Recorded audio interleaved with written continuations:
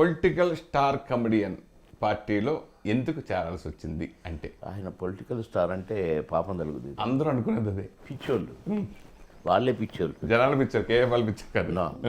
Okay. Never. ఎందుకంటే 30 years నుంచి నేను ఆయన బ్రదర్ ఇల్లు ఇక్కడే పక్కనే. అసలు నేను ఇక్కడ ఇల్లు కొనడానికి కారణమే ఆయన బ్రదర్ డేవిడ్ రాజు. ఓకే. నా కాన్స్టిట్యున్సీలో 1200 ఎకరాలు కొని ఆర్ఫన్ పిల్లల స్కూల్, పేద పిల్లలకు ఒక పెద్ద స్కూలు, పెద్ద హాస్టలు.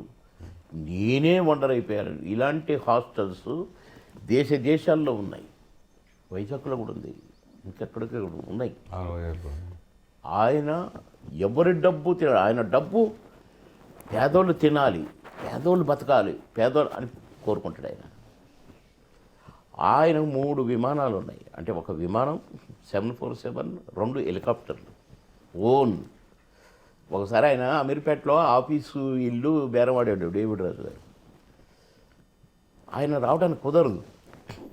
కానీ కాదు, నువ్వు ఎట్టి పరిస్థితుల్లో చూడాలి, నువ్వు విమానంలో నుంచి చూసిపో అని అంటే ఆయన హెలికాప్టర్లో వచ్చాడు.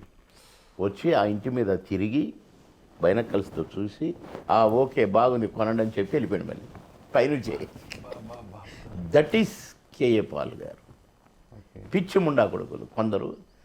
అంటే దీనికి 30 కోట్ల ఖర్చు అయింది ఆయనని పిచ్చోడు అనిపించడానికి, అట్లా ప్రచారం చేయడానికి. ఎవరు ఖర్చు అయింది? ఒక ఆయనకి ఇది చేయించడానికి కొన్ని టీవీలని కొని వాటితోటి ఒక సీఎం హోదాలో చేయించాడు. ఇది అందరికీ తెలుసు, నీ దాకా ఎందుకు రాలేదు. అయితే ఆయన మాట్లాడటము స్ట్రైట్గా ఉంటుంది. ఆయన బైబిల్ వాక్యం చెప్తే కొన్ని లక్షలు నేను చూశాను. ఇప్పుడు అమెరికన్ ప్రెసిడెంట్ని వరంగల్ తీసుకొచ్చాడు. 95 దేశాల ప్రెసిడెంట్లు ఈయనని మహానుభావుడు అంటారు. ఓకే. ఓకే. తెలుగువాడు ఇంతటి మహానుభావుని పిచ్చోడు కమిడియన్ అంటే దేవుడు ఊరుకుంటాడా?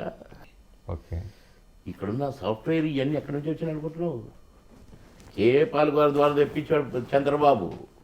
ఎమ్మెల్యేగా 3 సార్లు గెలిచి తర్వాత మినిస్టర్గా చేసి ఇంత చేసిన ఆయన బీజేపీలో 12 రాష్ట్రాలకు ప్రచారం చేసిన, అండమాన్లో కూడా గెలిపించి వచ్చిన బండి సంజయే చెప్పిండు లక్షల మీటింగులో నాన్న గెలిపించిండు ఎంపీ. కానీ ఆయన ఎమ్మెల్యేగా డిపాజిట్ రాలే. ఎంపీగా 90,000 మెజార్టీతో గెలిచిండు.